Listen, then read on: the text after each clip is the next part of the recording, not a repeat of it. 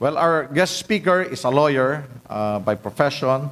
He finished his law degree from the University of the Philippines, Diliman, and his Master of Law in Public International Law at the London School of Economics and Political Science through achieving scholarship grant from the British government.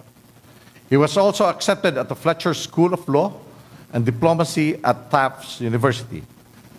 He started his legal career at the prestigious Angara, Concepcion, Cruz, Regala, and Abello law offices, or ACRA Law.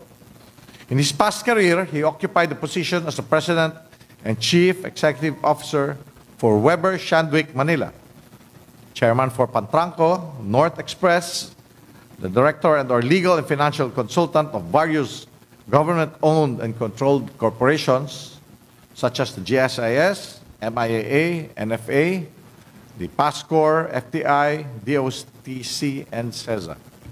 He also served as press secretary and presidential spokesperson during the administration of the former President Joseph Ejercito Estrada. Relatedly, he was also the campaign spokesman and media bureau director of former Defense Secretary Gilbert Teodoro, who ran for president in 2010. He recently accepted membership into multi-sectoral Governance Council of the Philippine Air Force Flight Plan 2028 and was also re-elected as member of the Board of Governors of Manila Overseas Press Club, for which he also serves as spokesman. At present, he is the Chief Operations Officer of Silangan Mindanao Mining Company and the Senior Vice President for Public and Regulatory Affairs of Felix Mining Corporation. Ladies and gentlemen, without much ado, our guest of honor and speaker, Managing Director, Government and Public Affairs, MVP Group of Companies, Attorney Michael T. Toledo. Good morning, sir. Magandang umaga po sa inyo lahat and good morning.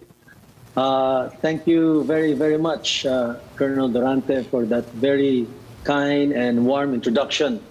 My heartfelt greetings and congratulations to the Presidential Security Group, or the PSG, on the occasion of your first ever Transformation Day. My congratulations too to the most Transform awardees. You truly deserve those awards, and I am very proud of you. It is indeed my privilege and honor, and I mean that from the bottom of my heart, to be with you this morning. So my thanks to Colonel Jess Durante, to Colonel Freddy de la Cruz, and to my tokayo, Lieutenant Colonel Michael Aquino, for this kind invitation. Actually, this is my very first time to deliver a speech or a talk virtually. I've never done this. I have been invited in the past to speak, but it is always in person. So I felt, how do I do this? It's really part of the changes that we're adopting to the new normal. But one thing is certain, this speech that I will give today, or this talk, is something that I will never forget, and I'm sure you will also never forget, because they do say that you will never forget your first time. There is a quote from Julian Michaels, one of the world's leading fitness experts, that is inspirational where transformation is concerned. And it goes like this: it is not about perfect, it's about effort. And when you bring that effort every single day, that's where transformation happens. That's how change occurs. I would be hard-pressed not to talk about this pandemic. We are still under general community quarantine, or GCQ. When the enhanced community quarantine was implemented mid-March, our immediate attention in the MVP group of companies was focused on three of our most important constituents. First, the health and financial well-being of our employees. Second, maintaining connectivity and service excellence to all our customers in all our companies. Third, assistance to the government in caring for those most affected. COVID-19 is said to be a great leveler. From one perspective, it is, because it can affect anyone, regardless of economic class, gender, or age, of whether you are in the armed forces or not. From another perspective, though, it is quite the opposite, because it has inflicted the most pain on our daily wage earners and our medium and small industries. Our principal concern during the lockdown was cash flows, to ensure funding for cash OPEX such as salaries and our capital expenditures for continued network build-out in the teeth of the lockdown. A fortress balance sheet was a paramount goal, and profitability took a back seat for the meantime. That was the instructions of our chairman, MVP. It was a massive effort, indeed, to stay afloat in these perilous seas. But we also could not deny that there were others outside of our organization who also needed aid and support at this time. Thus, working with government and also through government, we reached out to our various stakeholders to give them what we can, to build what we can, to transform what we can. All throughout the pandemic and to this day, there was never an inkling of giving up, of surrendering, of waving the white flag, because we knew that lives and livelihood were at stake. So we brought to focus, that effort, each day to our daily grind, to be transformative, not just to ourselves, but to our constituencies, especially those who depended on us most.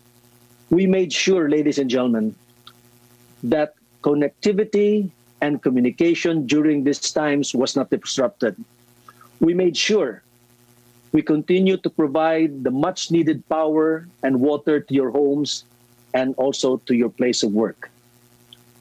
My involvement as a member of the Multi-Sector Governance Council of the Philippine Air Force, of which I am a proud member, has made me very much aware of the Philippine Air Force Flight Plan 2028 and the Armed Forces of the Philippines Transformation Roadmap. And if the PSG Transformation Roadmap draws its wellspring from the Transformation Roadmap of the AFP, then I trust that it is in the right direction and that it ticks all the right boxes where governance and development are concerned. COVID-19 has painfully reminded us that we exist in a Darwinian landscape.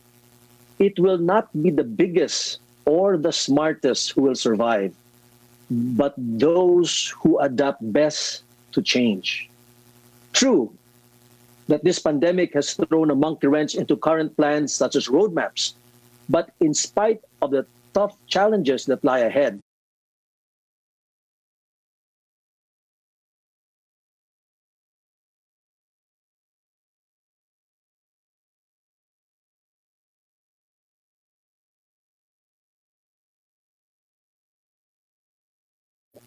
there are also opportunities to adapt, to innovate, and to excel, especially in the realm of leadership, as in the case of every man and woman, officer and soldier gathered here this morning. There is a book written by Harvard professor and author Nancy Cohen called Forged in Crisis: Leadership in Turbulent Times, and I urge you to buy and get this book and read it. We recently had her to speak in front of the MVP group of companies in one of our corporate governance seminars, which is required by law. And she was fabulous and fantastic. For 2 decades, this author and historian, Professor Cohen, has studied great leaders and has come to this proposition, or these propositions, that real leaders are not born, but are made, forged, transformed in crisis.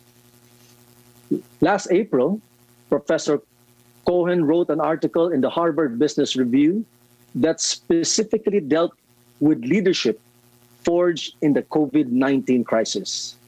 She said that we are living through a global health crisis with no modern-day president, and that what governments, corporations, institutions, and other organizations need now more than ever are real leaders. According to Cohen, leaders become real when they practice a few key behaviors that gird and inspire people through very difficult times. Let me then leave you with 4 points from Cohen on what we can learn from how some of history's iconic leaders acted in the face of great uncertainty, real danger, and collective fear. First, acknowledge people's fears, then encourage them with resolve. We are perhaps familiar with the immortal words of US President Franklin Delano Roosevelt, or FDR, that the only thing we have to fear is fear itself, or that of British Prime Minister Winston Churchill during World War II when he said, "We shall not fail or falter, we shall not weaken nor tire, neither the sudden shock of battle nor the long-drawn trials of vigilance and exertion will wear us down. Give us the tools, and we will finish the job." Second, give people a role and a purpose. Real leaders charge individuals to act in service of the broader community. They give people jobs or tasks to do. Third, emphasize experimentation and learning. To successfully navigate crisis, strong leaders quickly get comfortable with widespread ambiguity and chaos, committing themselves and their subordinates to navigating from point to point through the turbulence.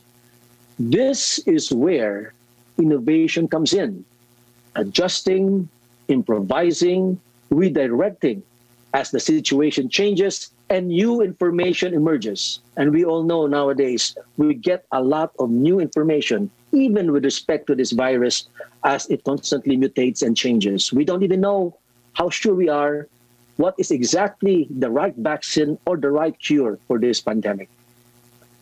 Mistakes, no doubt, will be made along the way. But the true mark of excellence in this regard will be how to be able to pivot quickly as this happens and to move forward and upward with better resolve. Fourth and lastly, manage your own and other people's energy and emotions. Crisis takes a toll on all of us. It is exhausting and can lead to burnout. For those of us who lost loved ones during these times, it can also be very, very devastating. One critical function of leadership during intense turbulence is to keep our finger on the pulse of our people's energy and emotions and respond as needed. So let me, ladies and gentlemen, in closing, I wish to say that all of us, regardless of rank, position, office, or unit, enlisted or civilian personnel, will be remembered for how we manage ourselves and others during this time of crisis. The challenges are there, indeed, but so are the great opportunities that we may respond accordingly. Thank you very much. So, sinong Pleasant gustong goodbye to all. Maraming salamat po sa inyong lahat. mag-refine ng Thank you very konti much. or mag-comment. So, anybody, dun sa ating pagbasa at pag-analyze. So, ulitin ko lang. So, dalawa yung, yung IEO, yung dalawang may problema doon. Balik na lang daw sila. Tapos yung distribution, yung kanilang timing na sinasabi.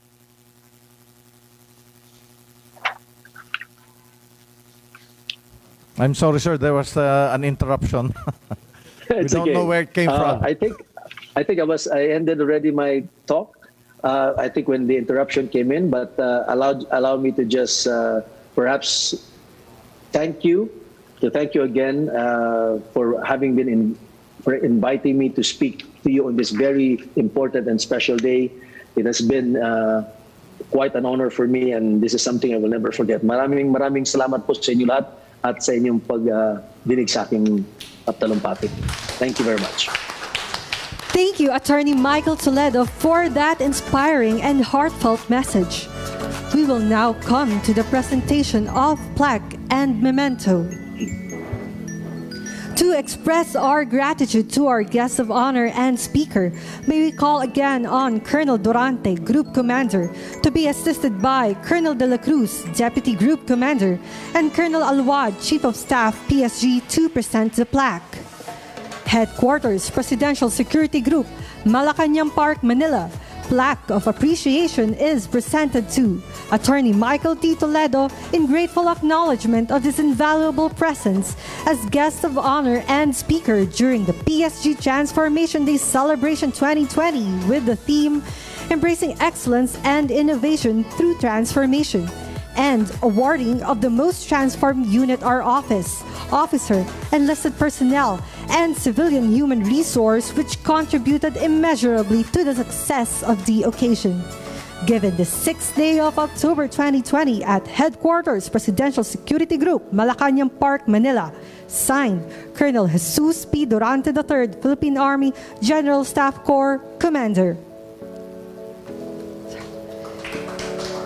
Maraming salamat. The PSG trooper and tokens are also presented to our guest of honor and speaker as a memento.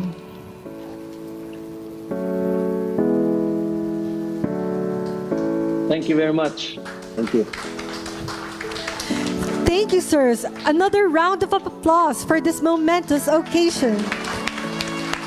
Thank you. Thank you very much. Thank you. And that concludes our program. Once again, congratulations to all our awardees and participants. May we all continue to strive for excellence and innovation. See you all next year.